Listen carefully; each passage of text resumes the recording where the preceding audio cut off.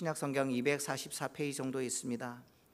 로마서 4장 18절에서 25절까지 말씀, 하나님의 말씀 교도로 보도록 하겠습니다. 찾으셨는지 알고 18절을 제가 먼저 읽도록 하겠습니다. 아브라함이 바랄 수 없는 중에 바라고 믿었으니 이는 내 후손이 이 같으리라 하신 말씀대로 많은 민족의 조상이 되게 하려 하심이라.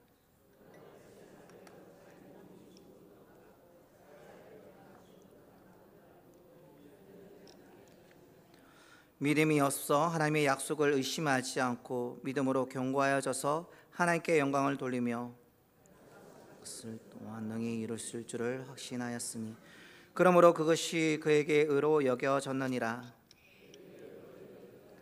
이것은 아브라함만을 위한 것이 아니요 의로 여기심을 받을 우리도 위함이니 곧 예수 우리 주를 죽은 자 가운데서 살리신 이를 믿는 자니라. 예수는 우리가 범죄한 것 때문에 내줌이 되고 또한 우리를 의롭다 하시기 위하여 살아나셨느니라. 아멘. 죽으시고 부활하신 주님께서 이 시간 함께 하십니다. 믿으십니까? 아멘. 네. 성경 퀴즈 하도록 하겠습니다. 성경 인물 가운데 믿음의 인물이라면 보통 누구를 생각하죠? 믿음하면 떠오르는 인물 없습니까? 물론 이제 성경의 인물들이 다 믿음의 사람이고 이제 믿음하면 다 이제 뭐 누구를 말한다 하더라도 틀린 것은 없습니다. 하지만 우리가 특별히 믿음의 조상이라고 말하면서 믿음의 사람이라고 한다면 아브라함을 많이 얘기하게 되어집니다. 본문에서도 사도 바울은 이 아브라함의 믿음을 본받을 것을 우리에게 말씀하고 있습니다.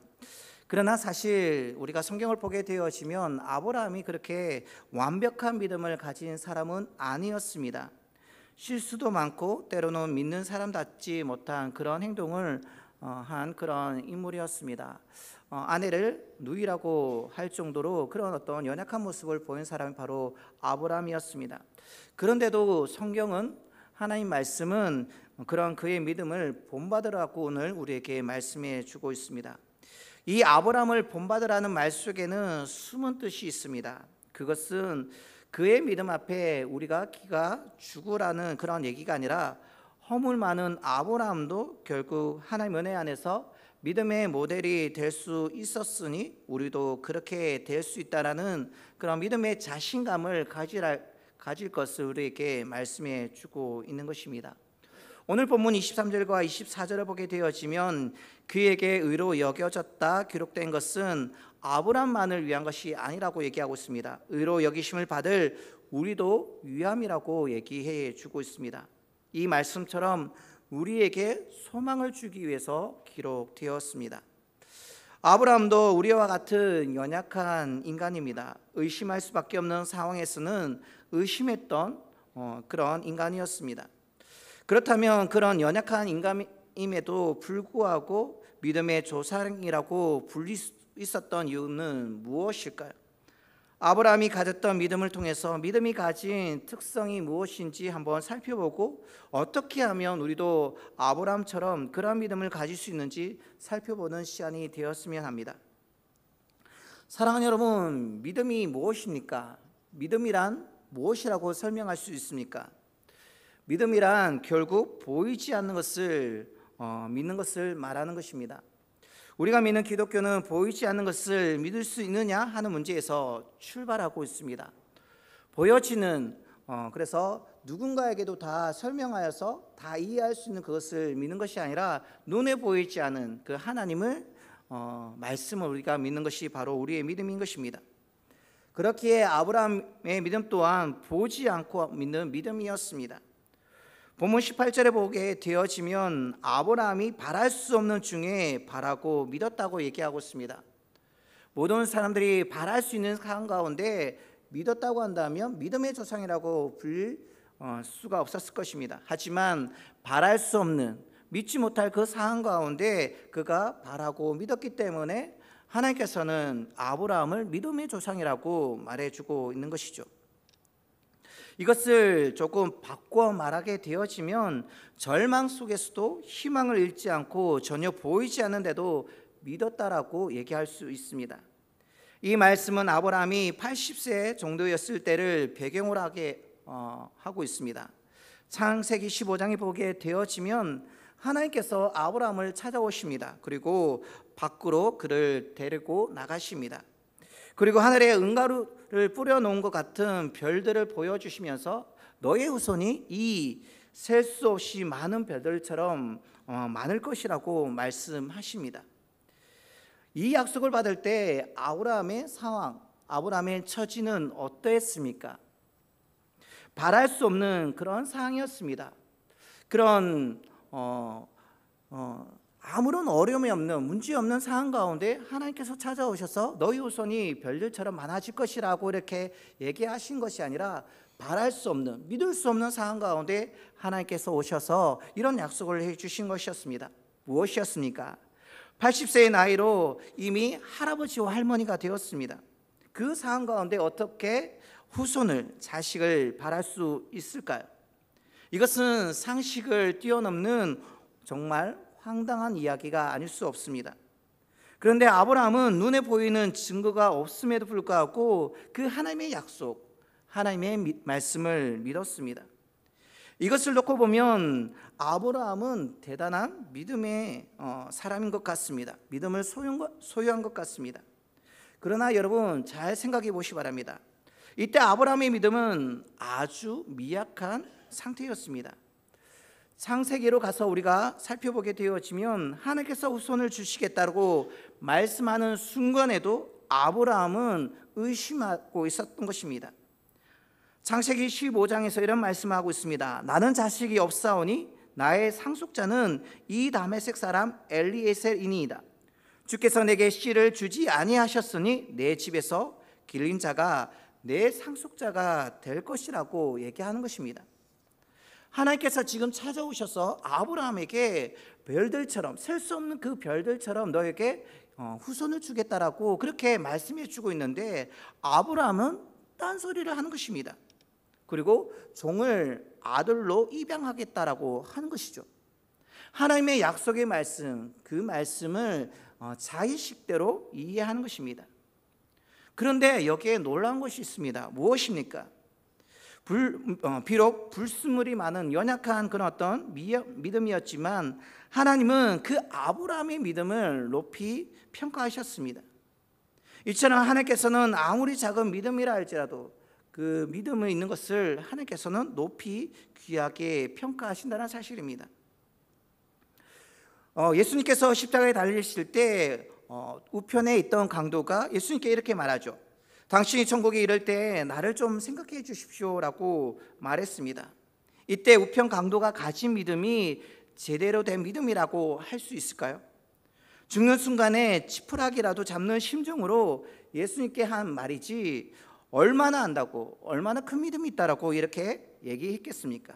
그런데 놀랍게도 예수님은 이런 말씀하시는 것입니다. 내가 오늘 나와 함께 낙원에 있을 것이다 말씀하시면서 보잘것없는 강도의 믿음을 구원을 얻을 만한 의로운 행위로 여겨주셨던 것입니다. 그렇다면 우리는 어떻습니까? 아브라함의 경우와 전혀 다를 것이 없습니다. 80세에 그 늙은 할아버지한테 아들을 주시겠다는 말씀과 오늘날 우리가 예수님의 십자가의 죽으심과 부활을 믿는 일은 솔직히 믿을 수가 있는 그런 일이 아닙니다. 믿을 수 없는 이야기입니다. 그러나 우리는 하나님께서 예수님을 죽은 자 가운데서 살리신 것을 믿어야 합니다. 그런데 예수님이 십자가에 못 박히실 때 우리는 그 현장에 있지 않았습니다.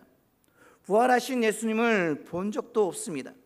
그럼 본 적도 없는데 어떻게 우리가 믿을 수 있는 것입니까? 또한 예수님이 십자가에서 죽으셨다는 것은 받아들일 수 있을지는 모르겠지만 그 죽음이, 그 십자가 죽음이 나의 죄 때문이라는 사실을 받아들이는 일은 결코 쉬운 일이 아닐 것입니다. 백건은 우리가 양보해서 예수님이 부활하셨다는 사실을 받아들인다고 해도 그분이 부활하심으로 내가 의롭게 되었다라는, 내가 구원받았다는 사실은 어떻게 받아들일 수 있을까요? 그럼 하나하나 우리가 논리적으로 그 내용들을, 증거를 따져보는 시간을 가졌으면 합니다. 이런 것들이 과연 믿을만 합니까? 손에 잡히는 것이 아무것도 없습니다. 눈에 보여지는 그런 어떤 일들이 전혀 없습니다. 예수님을 믿는다는 것 자체가 인간편에 세상적으로 볼 때 바랄 수 없는 중에 바라는 것이고 믿을 수 없는 것을 믿는 것입니다. 결국 우리가 믿는 신앙생활은 비록 마음에 의심이 들기도 하고 아직 다 믿어지지 않지만 하나님께서, 전능하신 하나님께서 말씀하셨기에 속는 셈치고 한번 믿어보자는 심정에서부터 출발하는 것입니다.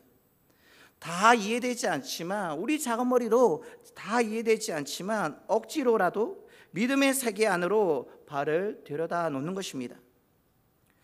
성경의 모든 진리는 믿음으로 이해에 이르는 것이지 우리가 이해한다고 해서 그것을 믿음에 이르는 것이 아닌 것을 우리가 깨닫게 되어집니다.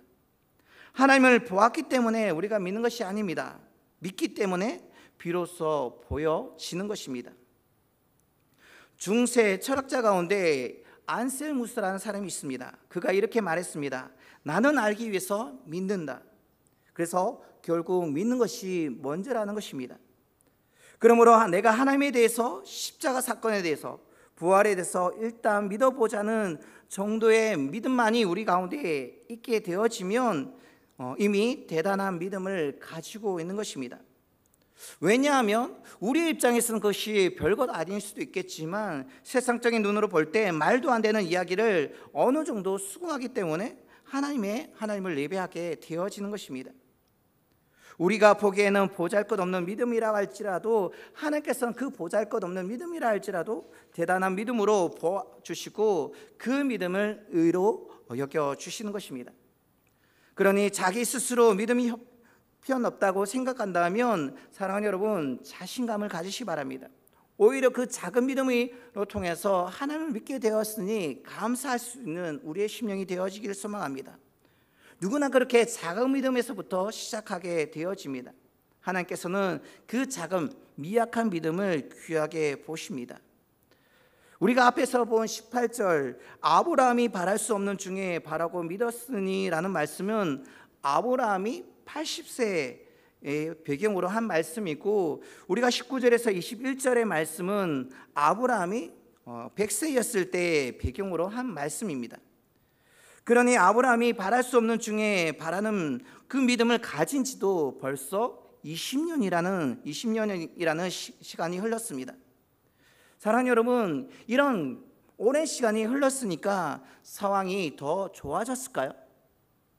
그런데 그것이 아니었습니다. 더 막막하고 깜깜해졌습니다. 80세 때 하나님의 약속을 받았을 때는 그래도 하나님께서 말씀하셨으니 되어지겠지라는 그런 기대를 가졌는데 20년이 지난 100세가 되고 나니 기대는 무너지고 희망은 사라졌습니다. 그래서 19절에 이 절망을 아브라함은 어떻게 표현하고 있습니까? 자기 몸이 죽은 것 같다라고 그런 표현을 하고 있습니다. 도무지 아무런 기적이 일어날 가능성이 없어 보여집니다. 아브라함이 80세에 약속을 받을 때 가지고 있었던 믿음은 사실 의심 반 믿음 반이었습니다. 그런 수준이었습니다. 이 정도의 믿음을 가지고 어떻게 믿음의 조상이라고 불릴 수 있겠습니까? 이런 점에서 아브라함의 믿음은 더욱 성숙하고 불순한 것이 하나도 들어있지 않은 철저한 믿음이어야 했습니다.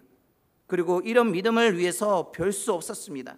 하나님께서는 기다리고 기다리게 하셔서 의지하고 기댈 만한 것이 전부 없애고 나중에는 온전히 믿습니다, 오직 믿습니다 라는 말이 나오도록 그 아브라함을 구속으로 몰아가셨습니다. 아브라함이 그런 믿음을 갖도록 하는데 20년에서 25년이라는 세월이 걸렸습니다. 이런 오랜 세월 동안 연단을 받았는데 이때 성경은 아브라함의 믿음을 어떻게 말하고 있습니까? 19절과 20절입니다. 믿음이 약하여 지지 아니하고 믿음이 없어 하나님의 약속을 의심하지 않고 믿음으로 견고하여 져서 하나님께 영광을 돌리며 약속하신 그것을 또한 능히 이루실 줄을 확신하였다라고 말씀하고 있습니다. 아브라함의 상황은 절망으로 치닫고 있는데 믿음은 그 상황에 반비례해서 더 좋아졌다는 것입니다. 사랑하는 여러분, 언뜻 볼 때 아브라함의 믿음이 대단한 것처럼 보입니다. 그러나 아브라함의 믿음은 처음부터 하나님 처음 만났을 때부터 그렇게 대단했던 것은 아닙니다. 처음부터 그랬던 것은 아닙니다. 본문에서 아브라함이 의심하지 않았다고 하는데 진짜 의심하지 않았을까요? 약해지지 않았다고 하는데 정말 약해지지 않았을까요? 창세기를 잘 읽어보면 전혀 그렇지 않습니다. 아브라함의 믿음이 약해진 때가 여러 번 있었습니다. 다시 창세기 15장의 내용을 보게 되어지면 하나님께서 아브라함에게 밤하늘의 별을 보여주시며 이 별들처럼 후손이 많아질 것이라고 약속하셨습니다. 그런데 그 후 몇 년이 지나도 소식이 없는 것입니다. 분명히 하나님께서 나를 찾아오셔서 그 별들처럼 후손을 주신다고 했는데 왜 내게 아무런 일이 일어나지 않을까? 그런 어떤 의심이 그 아브라함 마음 가운데 생겨나게 되어진 것이죠. 그때 아브라함보다 사라가 더 안달이 났을 것 같습니다. 그때 아브라함을 붙들며 얘기하는 것입니다. 여보, 하나님의 약속만 기다리지 말고 우리가 할 수 있는 일을 한번 해보자고. 난 틀렸고 누가 나오면 어떠냐고. 그래서 당신의 아이면 나는 좋다라고. 그래서 자기에게 있는 하녀 가운데 있는 하갈이라는 여자가 있는데 그 여자를 첩으로 삼아 아이를 낳자고, 자식을 낳자라고 사례가 아브라함에게 얘기하는 것입니다. 이때 하나님에 대한 온전한 믿음이 있었다면 믿음의 조상이라고 불렸던 그 아브라함의 그 믿음이 이 당시 있었다면 어떻게 했겠습니까? 그 사례의 말을 거부했을 것입니다. 하지만 아브라함은 어땠습니까? 아브라함이 사례의 말을 들으니라.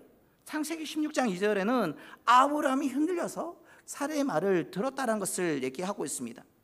결국 그 사이 가운데 이스마엘, 약속의 아들이 아닌 인간의 어떤 마음 가운데 태어난 이스마엘이 태어난 것이죠. 그럼에도 불구하고 본문은 아브라함의 믿음이 어떻게 되었다라고 얘기하고 있습니까? 약해지지 않았다라고 우리에게 말씀해 주고 있습니다. 또 한 가지, 아브라함의 믿음은 의심이 전혀 없었다고 하는데 정말 아브라함은 전혀 의심하지 않았습니까? 아닙니다. 아브라함은 의심할 때는 의심이 있었습니다. 창세기 17장에서 아브라함이 100세가 되었을 때 하나님께서 다시 아브라함을 찾아오십니다. 그리고 이제 얼마 지나지 않아서 아들을 낳을 것이라고 말씀해 주셨는데 그가 얼마나 연약한 믿음을 태도를 취했는지 성경은 밝히고 있습니다. 창세기 17장입니다. 아브라함이 엎드려 웃으며 마음속으로 이르되 100세 된 사람이 어찌 자식을 낳을까? 사라는 90세니 어찌 출산하리요 하고 아브라함이 이에 하나님께 아뢰되 이스마엘이나 하나님 앞에 살기를 원하나이다 라고 하면서 하나님께서 말씀하실 때 아브라함이 웃습니다. 그 마음이 흔들린 것이죠. 그렇다면 의심을 많이 했던 아브라함을 놓고 그가 하나님의 약속을 의심하지 않고 믿었다는 뜻은 무엇입니까? 아브라함이 20년이 넘는 시간 동안 오랜 기다림의 가정에 그랬던 통해서 수없이 약해지고 의심하는 시련을 당했습니다. 그렇기에 성경은 하나님의 말씀은 이렇게 말씀하는 것입니다. 아브라함이 강한 믿음, 의심하는 믿음으로 발전했음을, 그 연약한 믿음 가운데 정치하고 머물러 있는 것이 아니라 그가 흔들리면서 그 믿음이 성장했음을 말씀해 주고 있는 것입니다. 사랑하는 여러분, 오늘날 우리도 구원받기 원한다면 우리의 믿음이 자라야 합니다. 우리는 분명 믿음으로만 구원을 받습니다. 그리고 예수님을 믿는다면 그 믿음의 증거가 삶 가운데서, 우리가 살아가는 일상의 삶 가운데 나타나야 합니다. 그 증거가 무엇입니까? 믿음이 자라나는 증거가 우리의 삶 가운데 나타나는 것이죠. 어제보다는 오늘보다는 내일이 아주 조금씩이지만 하나님의 말씀을 철저하게 확신하는 자리로 나아가는 증거가 우리의 삶 가운데 있어야 하는 것입니다. 살아있는 생명을 가진 씨는 반드시 자라게 되어 있습니다. 그러므로 꼭 기억하시기 바랍니다. 의심한다고 해서, 흔들린다고 해서 믿음이 없는 것이 아닙니다. 믿음은 의심에서 100% 해방된 것을 의미하는 것이 아닙니다. 우리는 평생 의심이라는 이것과 함께 살아가야 합니다. 싸워야 합니다. 의심과 싸우면서 의심하지 않는 자리에까지 나아가야 하는 것이죠. 우리가 믿는다고 해서 예수님을 나의 구주로 영접한다고 해서 그 의심 없는 자리 가운데 평생 머물러 있는 것이 아니라 연약한 가운데 그 온전한 자리 가운데로 나아가는 것입니다. 자라가는 것입니다. 성장하는 것입니다. 성숙하게 되어지는 것입니다. 사랑하는 여러분, 우리는 흔들리면서도 믿어야 합니다. 흔들리는 것이 결코 잘못된 것은 아닙니다. 단지 내가 믿기 위해서 흔들리는 것인지 의심을 위한 의심을 하는 것인지 그것을 잘 구분해야 합니다. 사랑하는 여러분, 우리의 믿음은 흔들리면서 성장해야 합니다. 아브라함은 약해지는 시련도 많았고 의심하는 고통도 그의 삶 가운데 정말 많았습니다. 그런데 어떻게 훗날 믿음의 자리까지 갈 수 있었습니까? 그의 능력 때문이었습니까? 아니면 그가 길을 쓰고 그 삶 가운데 몸부림쳤기 때문에 그렇게 되어진 것입니까? 아닙니다. 하나님께서 믿음을 갖게 하신 것입니다. 그의 연약한 가운데 하나님께서 은혜를 베풀어 주셨기 때문에 그가 그 모든 상황 가운데서 승리하고 믿음의 성장을 이룰 수 있었던 것입니다. 아브라함의 삶을 살펴보시면서 그가 의심하고 괴로워할 때, 그리고 하나님의 약속, 그 믿음이 땅바닥에 떨어졌을 때 하나님께서는 반드시 그에게 찾아오셨습니다. 그의 연약한 가운데 무너질 쯤에 하나님께서 찾아오셔서 그에게 약속의 말씀을 기억나게 하시고 용기를 북돋아 주시면서 그를 일으켜 세웠던 것을 보게 되어집니다. 또 한 가지 무엇이냐면 하나님께서는 아브라함이 의심하고 약해지는 그것을 나무라신 적이 한 번도 없습니다. 이를 통해서 우리가 학과 믿음의 자리까지 성장하는데 우리를 도와주시는 하나님의 은혜가 있지 않으면 불가능하다는 사실을 깨닫게 되어집니다. 사랑하는 여러분, 우리가 이 땅 가운데 살아가면서 많은 사람들과 비교하는 가운데 살아가게 되어집니다. 비교 가운데 그 누군가보다 나으면 우리는 잘하고 있다는 생각 가운데 자기를 높이는 경우가 참으로 많습니다. 이게 세상과 다르게 또한 믿음 가운데서도 우리가 비교하게 되어지고 누군가의 믿음보다 더 나아지게 되어지면 우리가 잘 살고 있다라고, 잘 믿음 생활하고 있다라고 생각하고 있습니다. 그 누군가보다 믿음이 좋으면 물론 감사하겠지만 작은 믿음이라 할지라도 온전히 하나님을 의지하며 자신의 연약함을 고백하고 하나님께 기도하는 것이 중요합니다. 내게 완벽한 믿음이 있다 할지라도 그 믿음으로 하나님을 의지하지 않는다면, 하나님을 온전히 바라보지 못한다면, 한순간에 그 믿음을 가지고 내가 그렇게 살아가고 있다면 그것은 잘못입니다. 오히려 연약한 가운데 작은 믿음이라 할지라도 하나님을 의지한 가운데 나아가는 것이, 하나님을 의지하는 것이 우리의 삶 가운데 필요하다는 사실입니다. 이처럼 믿음은 하나님의 은혜로 완성되어진다라는 구절이 오늘 말씀 가운데 있습니다. 본문 20절 중반절에 보시면 하나님의 약속을 의심하지 않고 믿음으로 견고하여 졌어라고 말하고 있습니다. 여기에서 견고하여 졌어라는 말은 수동태 동사입니다. 내가 견고해진 것이 아니라 견고해지도록 도움을 받았다는 것입니다. 사람에게서 도움을 받는 것이 아니라 전능하신 하나님께서 나를 그렇게 견고하게 만드셨다는 것입니다. 그리고 21절의 말씀을 보게 되어지면 약속하신 그것을 또한 능히 이루실 줄을 확신하였으니, 한국어 성경에는 자신이 스스로 확신한 것처럼 번역되어 있지만 헬라어 원문에서 보게 되어지면 확신을 갖게 되었다라는 수동태 동사로 되어 있습니다. 이는 아브라함의 믿음이 견고해지고 확신을 가질 수 있는 자리에까지 가게 된 것은 자신의 노력이나 자신의 능력이나 그 무엇에 있는 것이 아니라 하나님께서 도우셨다는 것을 말씀해 주고 있는 것입니다.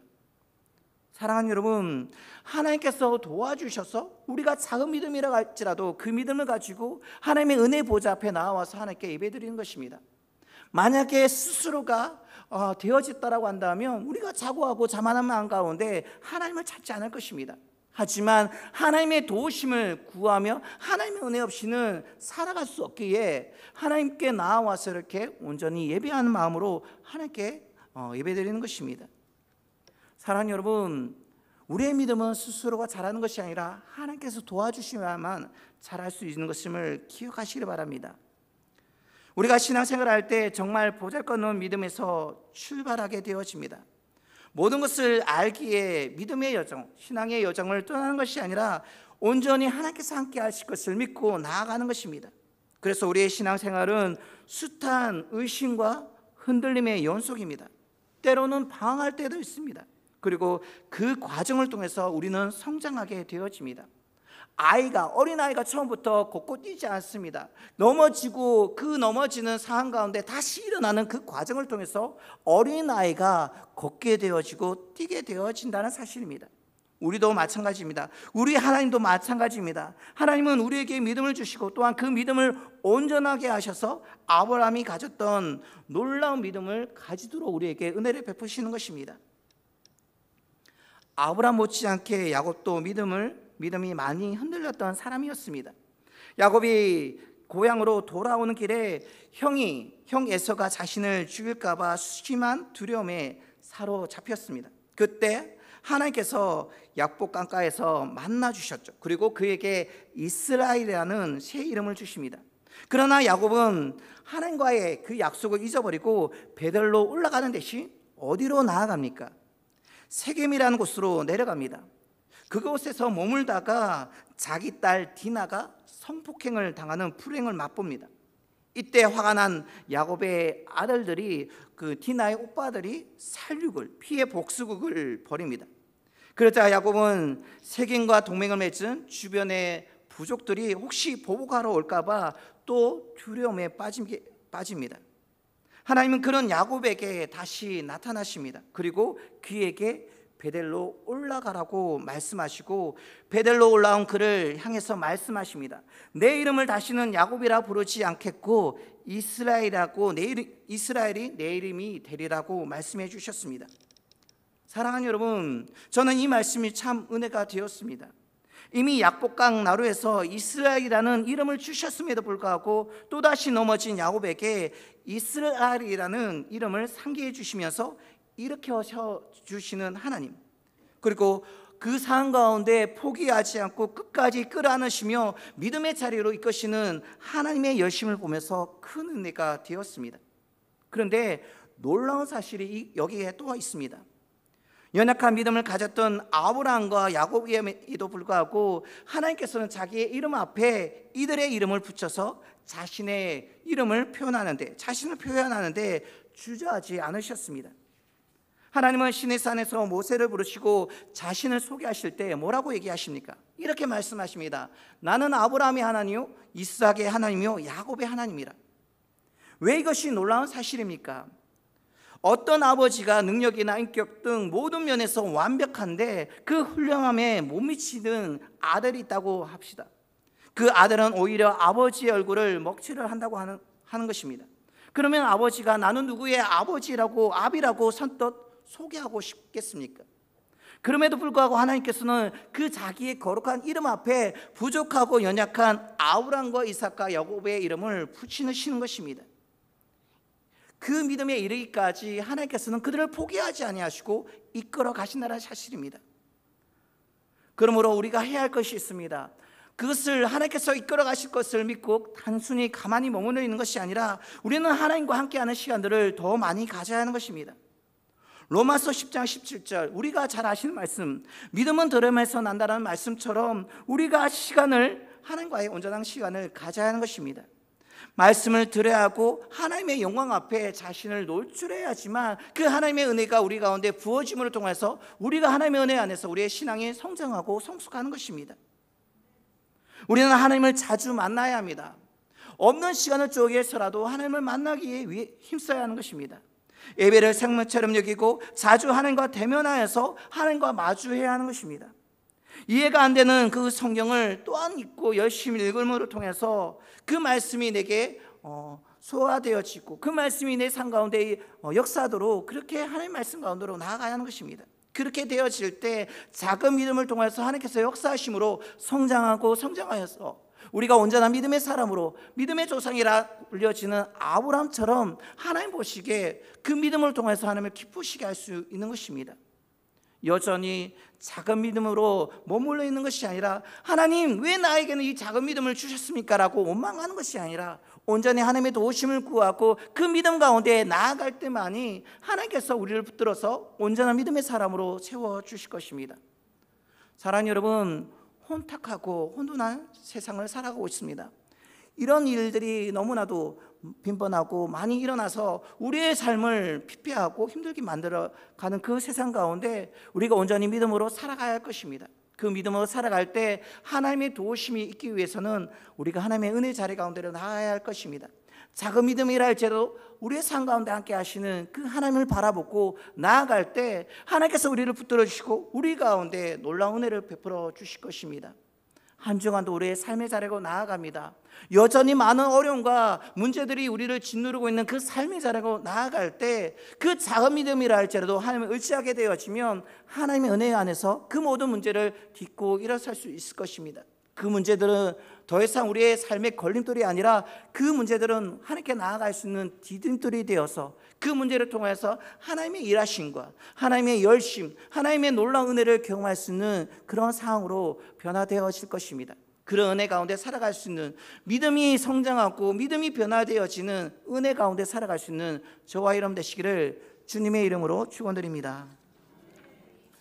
사랑하는 하나님, 우리의 삶 가운데 작은 믿음으로 인하여서 연하가 넘어질 때 많음을 고백합니다. 하나님, 하지만 그 믿음을 통해서 하나님을 의지하게 하시고 하나님을 붙듦으로 말미암아 하나님 주신 그 은혜 안에서 우리의 믿음이 성장하게 하시고 성숙하게 하셔서 온전한 믿음의 사람으로 우리가 변화되어지는 우리의 삶이 되시도록 주여 축복하여 주시옵소서.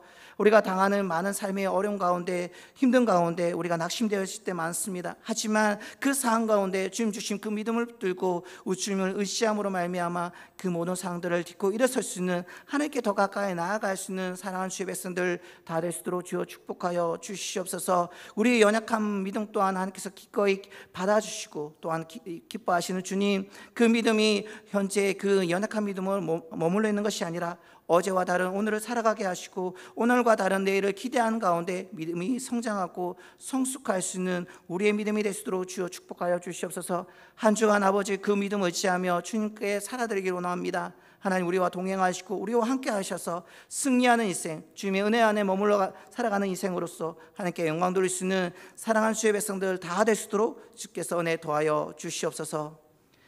지금은 예수 그리스도의 은혜와 하나님 아버지의 크크신 사랑과 성령 하나님의 위로 교통 역사하심이 작은 믿음이라 할지라도 주님 의지함으로 말미암아 주의 도우심 가운데 성장하고 성숙함으로 그 믿음으로 하나님을 기쁘시게 하기를 원하는 사랑하는 주의 백성들의 머리 위에와 우리가 살아가는 모든 삶 가운데 지금부터 영원토록 함께 하시기를 우리 구주 예수 그리스도 받들어 축원하옵나이다.